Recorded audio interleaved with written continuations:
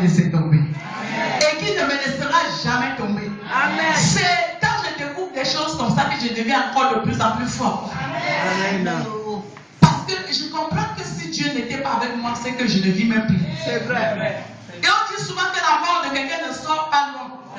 Si tu trouves un bandit à la maison, c'est que quelqu'un l'a conduit. Amen. J'ai beaucoup. Je ne sais même pas ce que je vais citer et ce que je vais laisser. Mais il y a un cas vraiment très flagrant. Ce matin, comme vous voyez la sœur Joséphine là-bas au fond, qu'elle se lève. Nous sommes dans une église. Parce que quand vous allez, je fais ça pourquoi? Pas pour moi. Parce que quand vous allez, quand le sorcier ne parvient pas à détruire spirituellement, il se lève dans le physique. L'autre jour, j'ai arrêté cette femme en train d'aller chez le mari de Gertrude l'agresser. En disant comme quoi le mari de Gertrude vient coucher avec elle dans la nuit. Ça, c'est la sorcellerie. C'est-à-dire, dans le spirituel, tu ne parviens pas à détruire, tu te lèves physiquement pour le faire. Elle dit que, mais bien aimé, le mari de Joséphine t'a fait la cour? Non.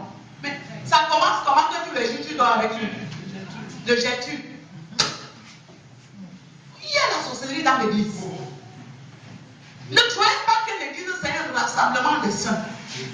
L'église, la Bible définit l'église Jésus lui-même comme un filet qu'on a jeté dans la mer. Et dans la mer, il y a toutes les qualités de poisson. Il y a la vipère, il y a tout. C'est pour ça que je vous dis à l'église bien aimée, ne regardez pas ce que ton voisin fait. Il y a des gens à l'église qui sont là en mission par leur mère. Toi, tu es là, tu cherches ta guérison. Ce n'est pas tout le monde qui cherche ta guérison. Tu es venu pour rencontrer Dieu. L'autre n'est pas là pour ça. Donc les amitiés que vous liez souvent à l'église n'importe comment, je suis souvent contre. Parce que je sais qu'il y a des relations qui pourront vous détruire. C'est pour ça que nous on a dit ici, si tu veux même faire du bien à quelqu'un, va voir le leader. Parce que ton argent que tu donnes en direct à quelqu'un, tu ne sais pas ce qu'il ira faire de ça. Mais quand tu donnes au leader, il prie pour ça, et on donne à la personne ne connaît même pas la source. Tu vas bloquer par où?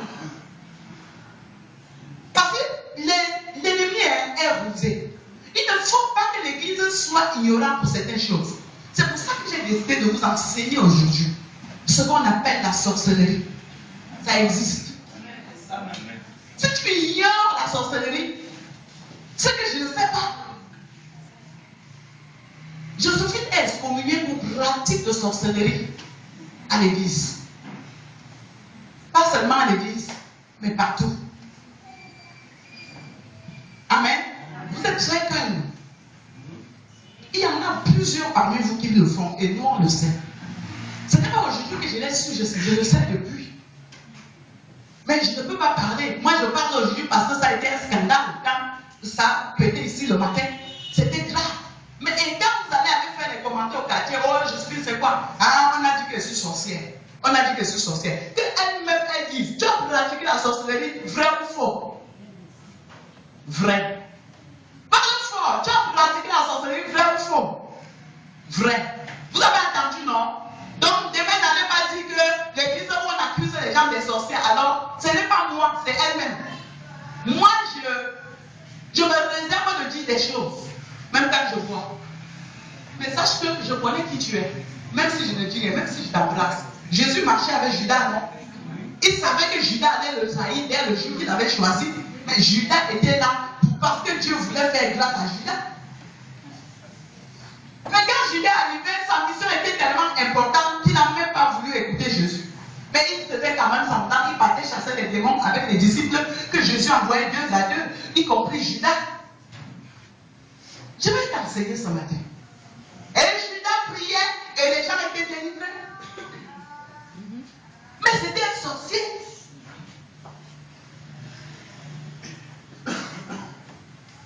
C'est toi. Vous l'avez vu, non?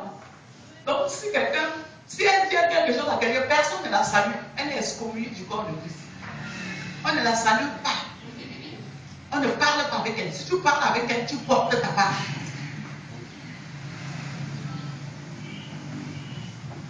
Je ne veux pas citer ce qu'elle fait. Mais elle a fait beaucoup de choses, commençant par ma propre maison parce que c'était ma ménagère. Amen. Et c'est depuis que j'ai découvert que le Seigneur l'a exposé, elle n'est pas venue confesser d'elle-même. Si un sorcier qui t'a confessé, tu confesses, on ne peut pas t'exposer.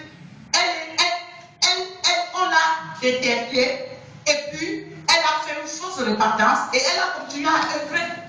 Et ce matin, Dieu a dit que trop c'est trop, je vais te verser. Et c'est comme ça que j'étais au bureau, j'entends les bruits ici, là je sors. C'est de sa propre bouche qu'elle commence à dire ce qu'elle fait.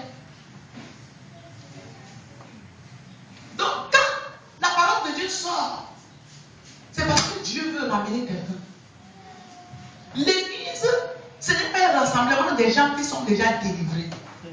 C'est un rassemblement des sorciers, des victimes de la sorcellerie et des pratiquants de la sorcellerie. Parce que tu es là, ta vie ne marche pas parce que tu es victime. Il y a des pratiquants aussi qui veulent la délivrance. Mais parmi eux, il y a des rusés qui font semblant alors qu'ils sont en mission. Mais ce qui me donne la joie dans mon cœur ce matin, c'est que j'ai vu à quelle dimension Dieu m'aime. Parce que si Dieu ne m'aimait pas, je serais morte. Elle a dit qu'elle a mis du poison dans ma nourriture tous les jours. Mais je suis vivant. Donc, vous me voyez fatigué, c'est la nourriture de Joséphine. Si ce n'était pas Dieu, c'est que je suis mort. Il dit que si vous mangez des breuvages mortels, ça ne vous fera aucun mal. Amen. Je l'ai prise chez moi par amour. Je n'avais pas prié. J'ai vu un enfant qui errait et qui n'avait rien à faire et qui pleurait tout au long de la rue parce qu'elle n'avait pas où dormir, elle n'avait pas quelque chose à manger. Je me suis dit, Seigneur, si je prends cet enfant pour lui donner un peu à la fin du mois, ça peut l'aider. Et je vous assure qu'elle avait double salaire de domestique. Elle était payée doublement.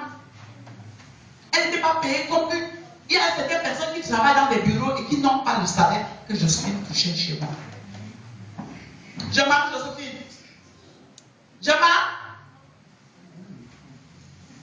Cet enfant n'a jamais préparé dans sa maison. Donc quand elle prépare, elle se sert comme elle veut. C'est elle qui sert tout le monde. Quand elle part, elle enlève la nourriture de sa fille. Elle va même avec ce qu'elle va manger le lendemain si elle ne doit pas venir au travail. Je me suis dit que c'était l'une de mes filles. Comme tous les autres. Moi, j'ai donné l'amour. Mais elle souhaitait ma mort. Mais Dieu dit que la meilleure manière d'agir contre tes ennemis, c'est de les aimer. C'est cet amour qui m'a gardé en vie jusqu'à aujourd'hui. J'ai souffert depuis des années, depuis qu'elle est dans ma maison. Je suis fatigué, je ne peux pas servir Dieu, je suis fatigué, je fais des efforts, je suis fatigué, je ne comprends pas. Parce que tous les jours, on faisait des incantations dans ma nourriture, on mettait du poison pour que je consomme et que je meure. Mais j'étais toujours ma fille. Si tu te répands, Dieu va te pardonner. Même moi, j'étais